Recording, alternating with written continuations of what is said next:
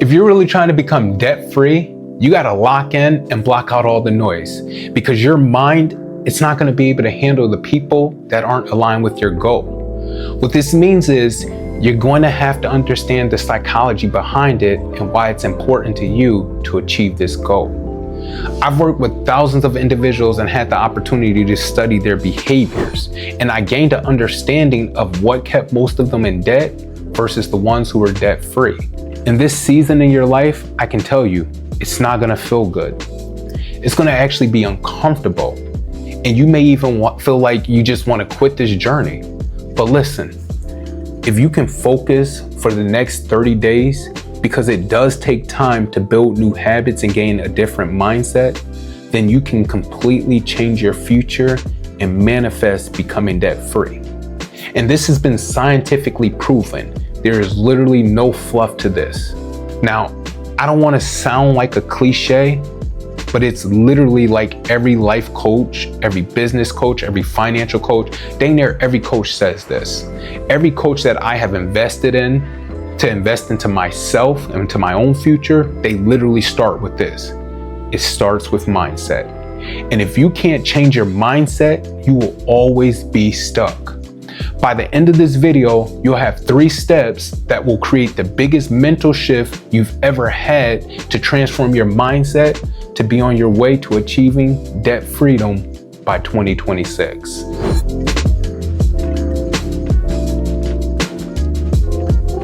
What's going on, everyone? On today, I want to actually help you have a shift in your life that I know will help you grow. It'll help you to grow spiritually, mentally, and physically. I've been on this journey and I've been on it for a while and I'm still on it. I don't want to make it seem like I've already arrived or like I'm done with it. Nope, I am still on it. I may just be one step ahead of you, but I've also witnessed others who I followed that's on it, different mentors, different content creators I follow, they're on it as well. And the reason I say that is because if I can do it and they can do it, then you can too, if you really want this weight of debt off of your shoulders. Let me ask you this real quick. Does debt make you lose sleep? Does it keep you worried? Does it hold you back from accomplishing goals that you really want? Has it got to the point where it's causing you anxiety? Maybe it's causing you anxiety attacks. Because this was literally me for the past 5 years. And if I'm being honest, the only time that I was able to really sleep is when I took sleeping medicine. And my anxiety around debt and money, it was so bad that I stopped even dreaming. Let me say that again. I literally stopped dreaming. I stopped dreaming when I was asleep. I stopped dreaming when I was awake. I literally stopped dreaming about my future. This is what debt does to you when you finally realize you've lost control. And it's almost too late, or at least you feel like it's almost too late. And I'm sure some of you, you're at this point in life now.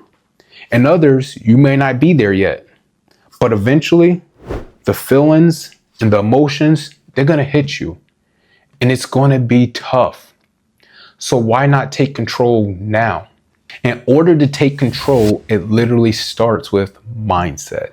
You literally have to have a mindset shift from your current state. Currently, most of you're living with this attitude or this perception of YOLO. You only live once. We literally glorify and encourage living your life to the fullest. And I'm not saying that you shouldn't, but literally that's your perception. YOLO, I only live once. Or I'm trying to enjoy myself right now. Or I can make the monthly payment. The problem with this outlook is that yes, you only do live once, but in doing so, you're making an excuse for instant gratification while ignoring the long-term negative consequences. You're not even worried about your consequences. For example, you purchase a vehicle that's out of your budget. You buy this car thinking, I got this. I can make the payment for 60 months, no problem, no issues, I'm good. But then a few months pass, and what happens? Your car breaks down, boom. That's why I hit the table.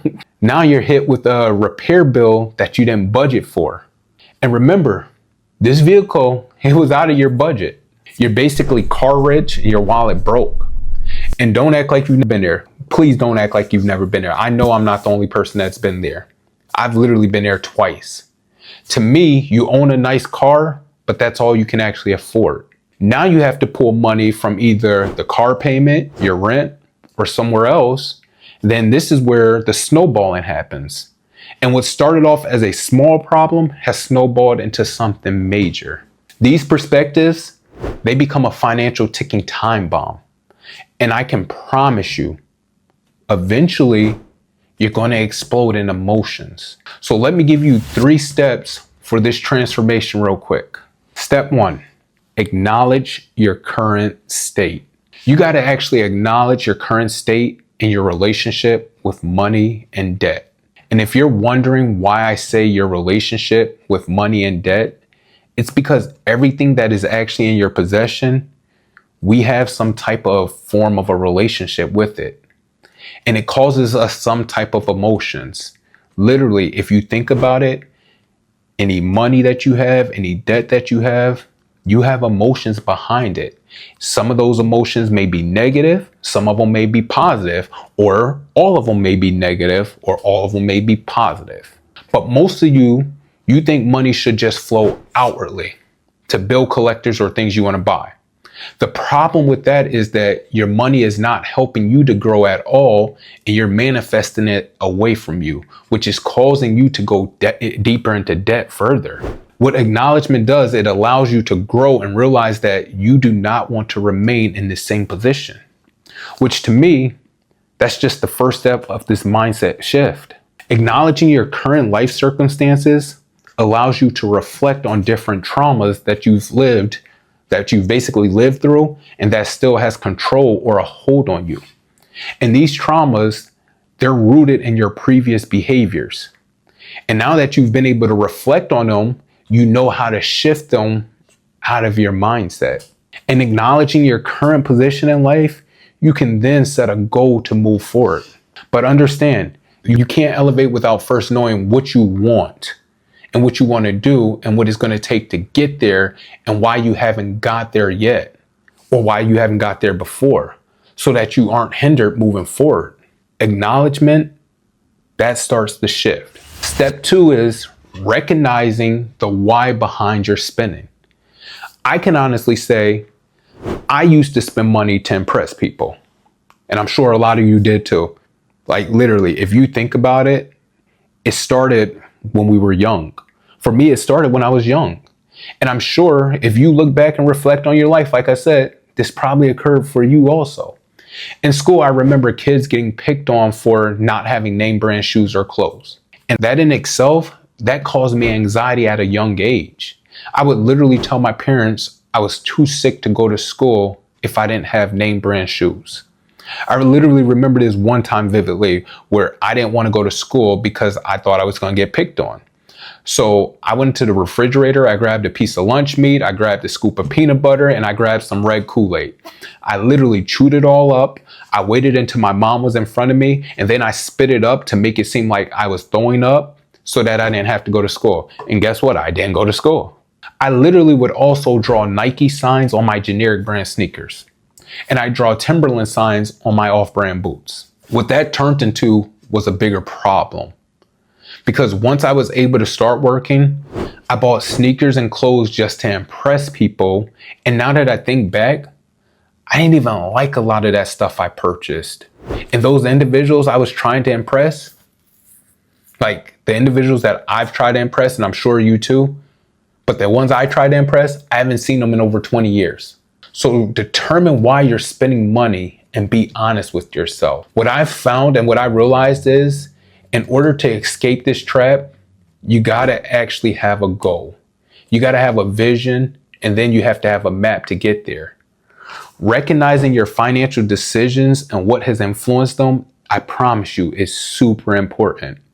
Because once you can determine if you have been conditioned by social conditioning or social standards or habits or emotions, you can heal from your past.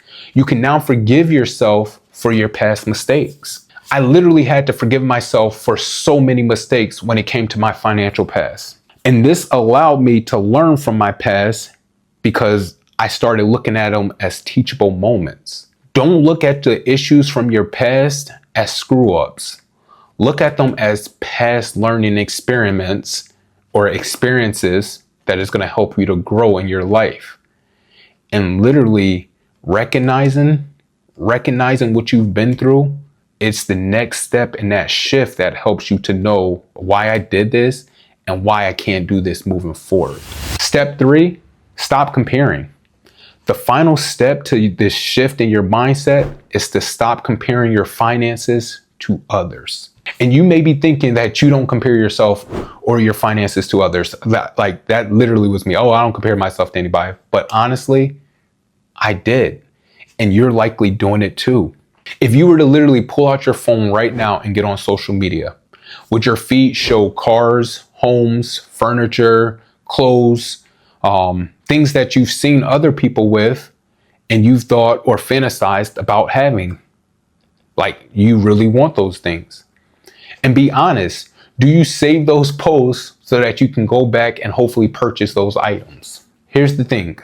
Social media, it literally amplifies the pressure for us to keep up with others. Some of those people, they may be our peers, and some of them, they're people that we don't even know. But we have this mindset or this perception in life that we got to keep up with the Joneses or the Kardashians. And the crazy thing is, most people, they're only posting the highlights of their life. So when you're trying to keep up with others by making purchases, all you're really doing from a psychological standpoint is comparing what they have to what you have. And if you go behind the curtain, most people are just a few steps ahead of you in their financial journey, while others, they're just pretending to have much more. Literally, they're likely in the same position or even worse, a worse position than you. And this, to me, this is the people that you're trying to emulate. Just learn to focus on your own journey. Hopefully you remember all this video, right? Hopefully you share it, hopefully you like it, hopefully you comment. But remember this, debt is a hidden cost of maintaining appearances, all right? Stop trying to maintain appearances. Stop trying to be like everybody else. Stop trying to do what other people are doing and just lock in and focus on you, and you will shift your mindset and you will be able to achieve debt freedom. Let me wrap all of this up with just one statement. If you shift your mindset, you can manifest debt freedom and all of your wildest dreams as well. Just shift your mindset. If this video resonated with you, make sure you like it, make sure you comment that you're ready for a mindset shift, and make sure you subscribe. And also share this video with someone who needs a mindset shift. And if you want to continue to grow, watch this video right here next, because I can tell you, I can promise you there's some gems in it. So like I always say, let's grow, let's be disciplined, let's do it together. Later.